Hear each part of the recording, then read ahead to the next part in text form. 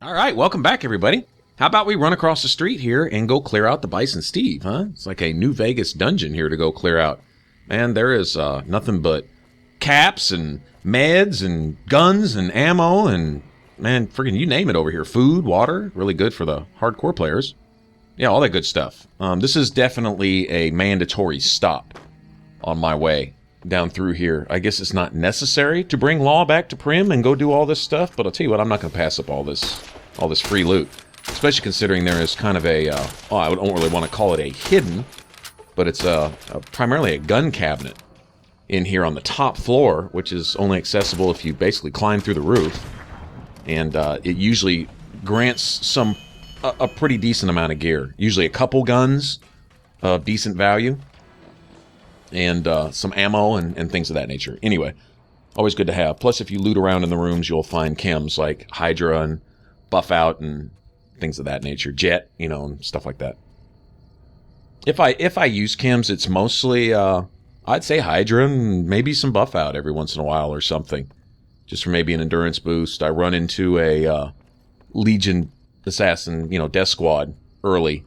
And kind of need a little extra buff to my health or something, maybe even a psycho or something to staple my weapons. You know, I mean, that may use some of those things. Really, chems, more than anything else, is just the act of taking them in the first place, whether I actually need them or not, just for the challenge.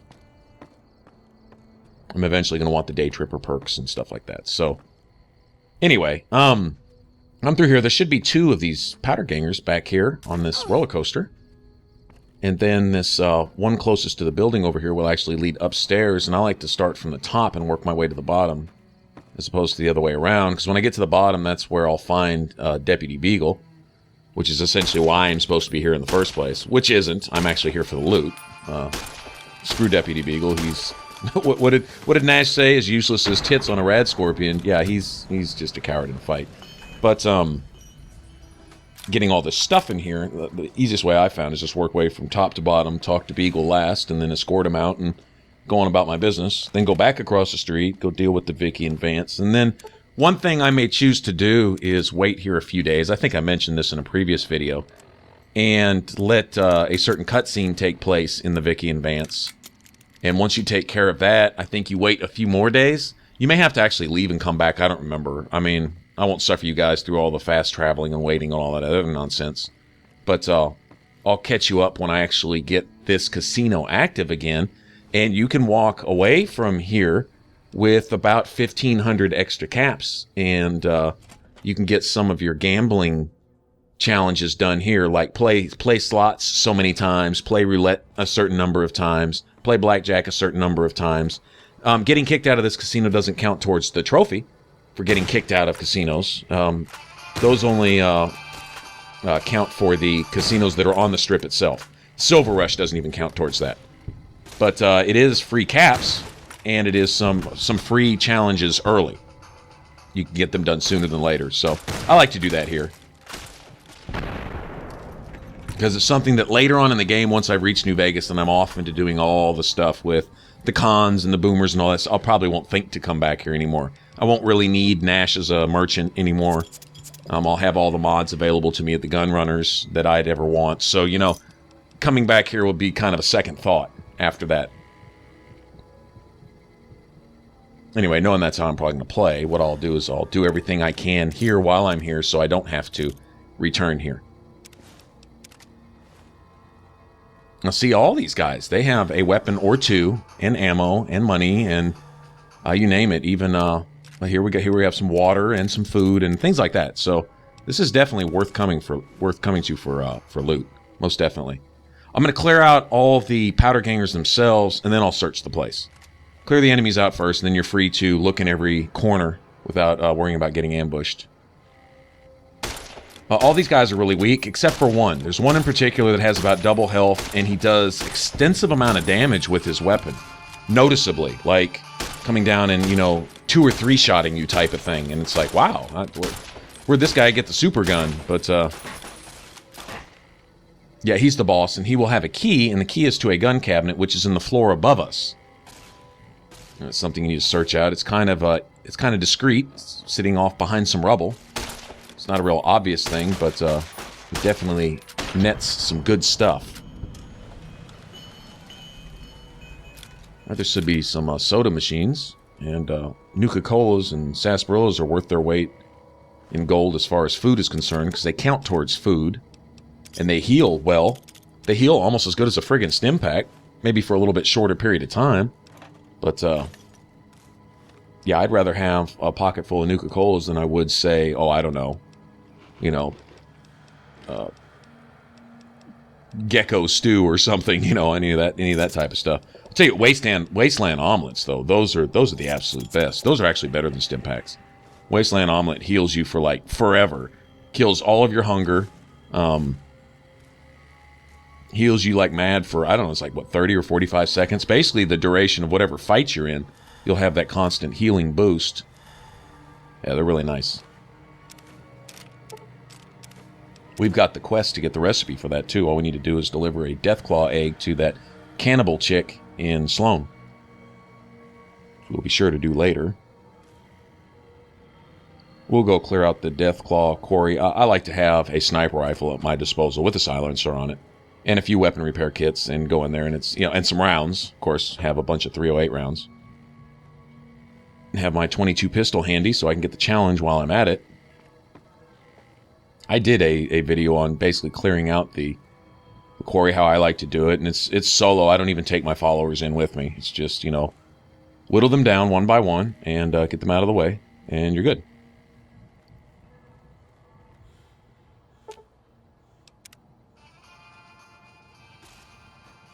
In fact, if we get to that in one of these videos, then I may replace that one with this, because this will be far superior video quality and audio quality as opposed to that one.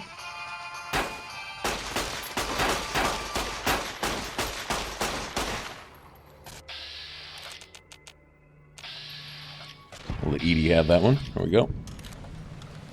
Good job, buddy.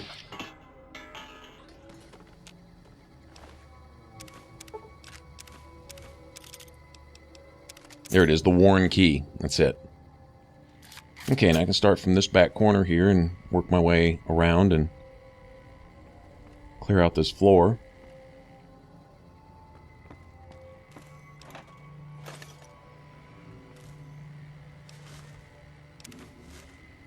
Let's try to keep in mind those drinking fountains are free heals also. Oh, that's kind of cheap.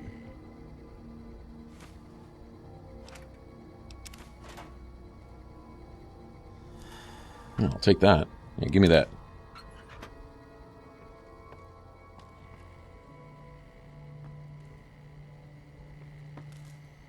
Okay.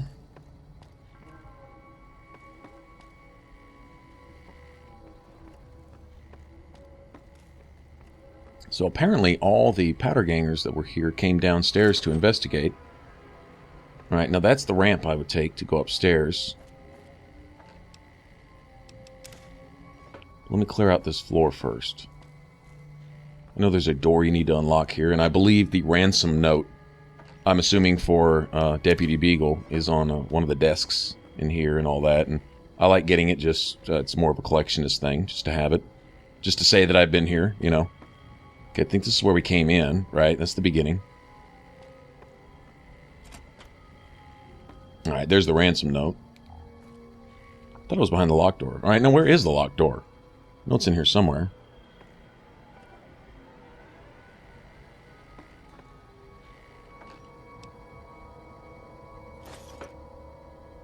Sweet.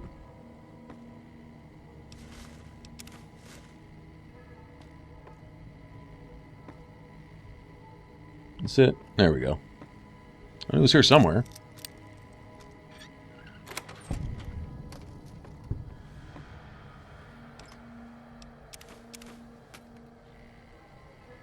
Alright, some free psychos. Other stuff. Alright, good deal. And yes, I collect pre-war money. Don't ask me why. I really have no answer for that. But I do. I don't sell it, ever. Just keep it. It doesn't weigh anything. It's mine. Used to just, like, fill a bathtub or fill a corner of my house with it. Remember Fallout 3, my house in Megaton, I would over in the corner, when you first walk in the door, there would just be this, like, 10-foot high pile of pre-war money. If I had stacks of it, I would drop it one at a time, just so I would have just this huge load of money just sitting on the floor. It was silly. And I realized that doing that kind of stuff is what causes some of the freezing issues in the game, and I was like, really? No more piles of money on the floor? I was depressed.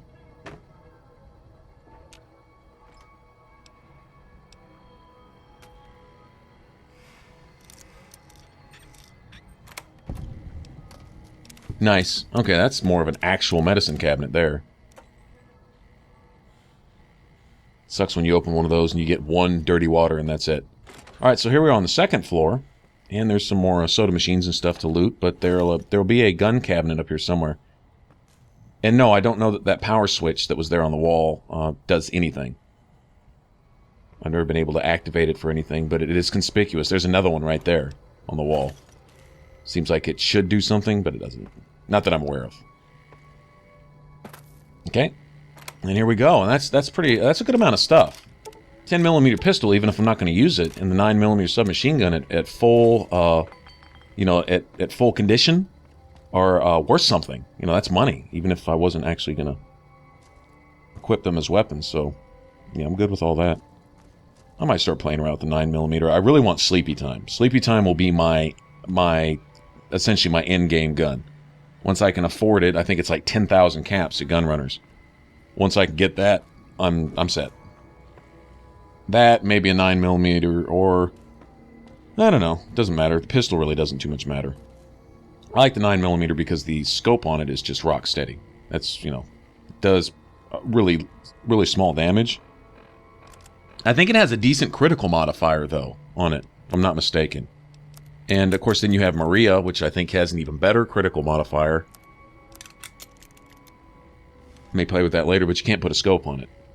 I really, really like the scope on the 9mm pistol. Really, really do. Alright, so that's all the real loot that I know of upstairs. And, of course, down here we have Powder Ganger Central, where they're all kind of clumped together. Now, there is a safe down here with a skill book next to it. It's a skill book on barter, if I remember right. But it holds a unique weapon, but it requires a 75 lockpick skill, which I obviously don't have. Okay? And I may think to come back and get it, but I'm going to go ahead and just bring it to your attention here, that it's there in case you want it. It's something that I'm probably not going to bother with. I think it's the Mysterious Magnum, but I may be totally wrong on that. I honestly don't remember what gun it is. I know it's a pistol, or it's a revolver of some sort.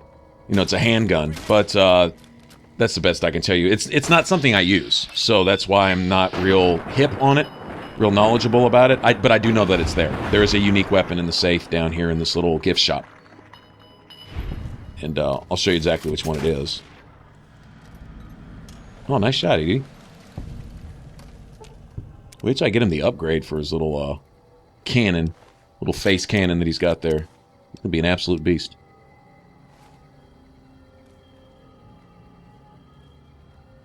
Alright, one of these tables down here, there's a star bottle cap. Like that. Right, there's the elevator that we fixed. We didn't use it, but we fixed it. I always wondered if that was worth hidden XP. Doesn't actually show. You got, like, say, 40 XP for fixing it, but I always kind of had a sneaking suspicion that it might be giving you something. Alright, there's a star bottle cap, and it's a gift shop over here somewhere. Alright, some caps on this counter. Now, behind this counter, there is a safe hidden under some papers in the floor. And that's where that, whatever that unique weapon is. Whatever it is. Okay, not much else of value in here other than this skill book. And like I say, there's the safe. Right? So there's a book on barter and a safe that I can't pick right now. But if I could, that's where it would be. Sweet. Those things weigh a couple pounds. I don't need to be carrying that right now.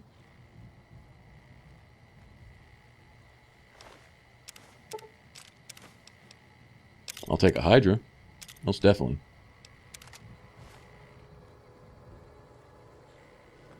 I think this is another hard lock. Yeah. And if I wanted to maximize XP and I had 75 combined lockpick skill, I would pick that before hacking the computer, just to get the XP for the lockpick, then hack the computer afterwards.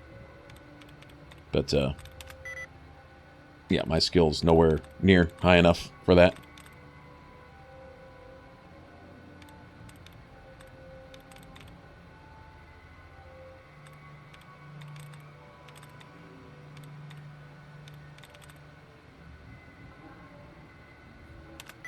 How I like to figure these out, what makes these little mini games, these little puzzles kind of fun is, like, if it says I have, you know, 4 of 7 matching, and it's a word that ends in ing, I can assume that the next one probably ends in ing. So I'll pick another one that has, just say the ing in one of the letters matching, you know, say 4 out of 7, and then pick it, and if it still says 3 or 4 out of 7, then I'll know the ing is probably right. But it's some difference in the first 3 letters, and that really narrows it down. Then I start looking for words like, say, if I have, let's say wanting, it said I had 5 out of 7, and there was a word punting in there. All right, well, 5 out of 7 could be the NTING. All right, WA and PU are completely different. So I would, of course, pick punting and see if that wasn't the right match. So it's a little guesswork, but it's a little method of deduction too, and I don't know, they're kind of fun to me. So I actually like sitting there trying to puzzle them out. It's annoying when it takes just way too many tries. And I'll tell you, in my personal experience, the hardest safes to crack are the average ones. Just like locks. Which I don't have 50 lockpick skill either for that one. And that's always crapped on me. That particular safe right there has never ever given me anything. I've wasted skill books opening that safe before thinking I would get something. Oh no. Okay, this is to a hallway over here, which we really don't need that because I think it's an easy lock anyway. But, yeah, whatever. But yeah, that one's safe in there is just total crap every time I've ever picked it. I've learned not to mess with that anymore. Unless I just already have a lockpick of 50 for some reason. I think that's the maintenance hallway right there to our left, but I'm not going to worry about that. I'm going to get over here and get the bandit leader. Should be right in here somewhere. I don't think this guy is especially strong. He's not like a mini-boss type deal, but he does carry an incinerator, which is like a jacked-up flamethrower on steroids. Oops. Nice, Edie. Nice. Yep, there it is. I don't think my buff out is worn off yet. Or my Med-X or whatever meds I popped earlier.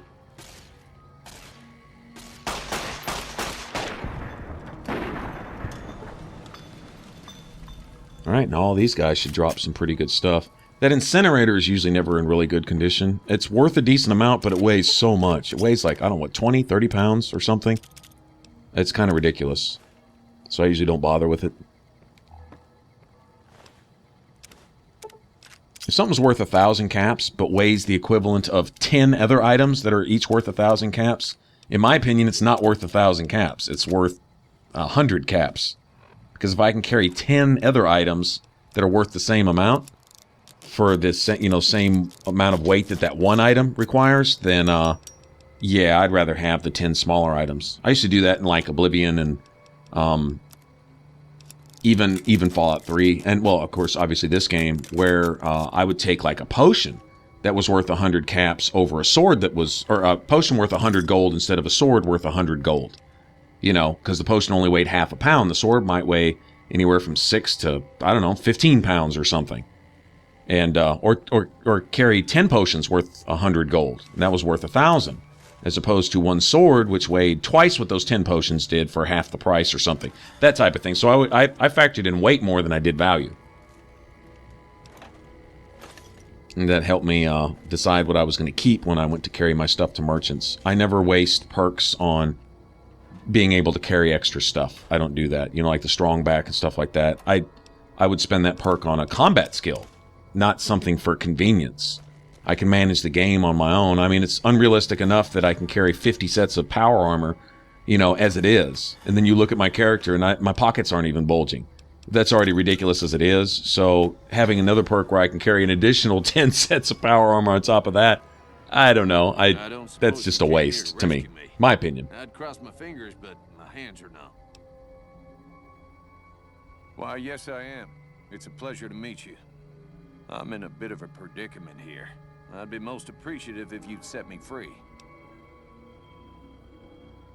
I must say it's been the low point of my career. Career in law enforcement. The powder gangers stole into town at night and murdered my sister and her husband, the sheriff, in bed while I was sleeping in the office.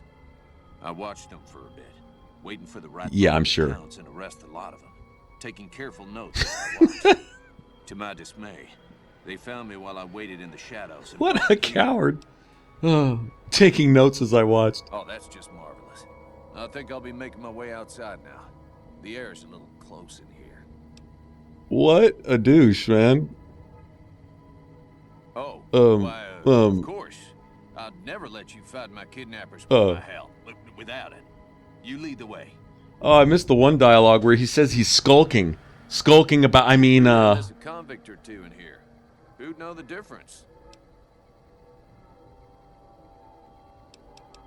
I'm not fixing to give him anything. And depart we will. He's got a gun anyway, so yeah, I'm certainly not going to equip him with anything. I don't need his help in a fight.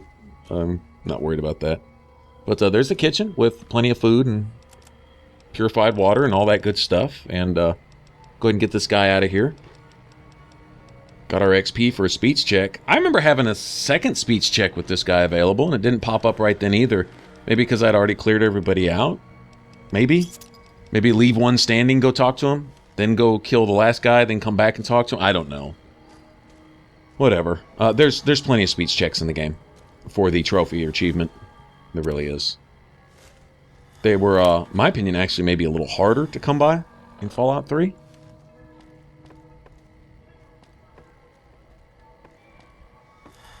I think what's harder in here is the computers to hack, but you don't need as many. You don't need 50. I think you only need 25.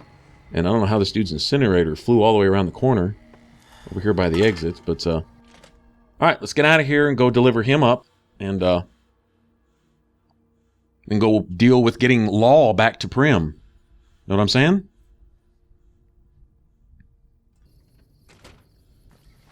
All right, dude. Okay. Apparently he didn't have enough. I think he's got the, what do they call it, the Stockholm Syndrome? Where he's trying to get back to his captors. Well, they're all dead, dude, so that's not going to help much. I'll bet you he walks right back out the door. Oh. Well, that was quite an adventure. We taught those convicts a thing or two, didn't we? Breaking myself out of a hostage situation. Not to diminish your role in it, of course, but it was quite thrilling. Problem is, there's still no law in Primm.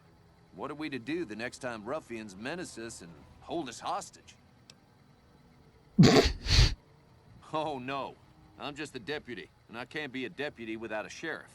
It's called... What a tool. It should be someone brave like you, but more of a homebody. Someone who'll settle down and watch over us. I heard the powder gangers talking about someone in the prison named Myers who has some experience as a sheriff. He may be a good choice. Also, with the NCR so close by, you may be able to get them to take over the town. Not sure why they haven't helped out already. You will? That's just marvelous. I'll start thinking up questions for the interview. The sheriff that was incarcerated up at NCRCF may be a good choice.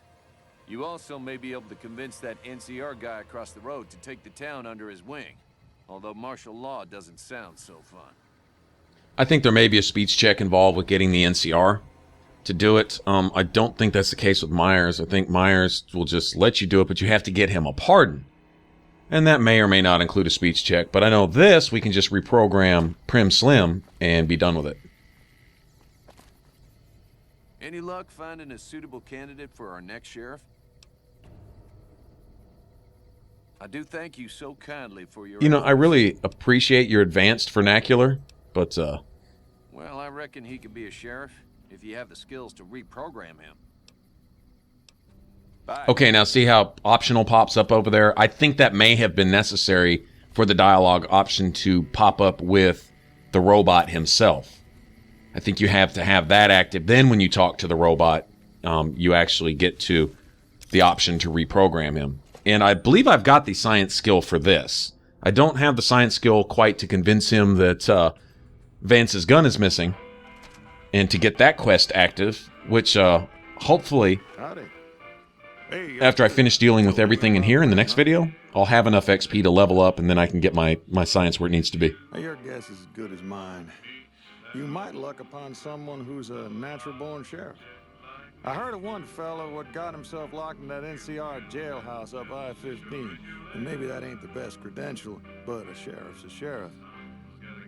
I imagine the NCR would be able to bring some law to the town, too.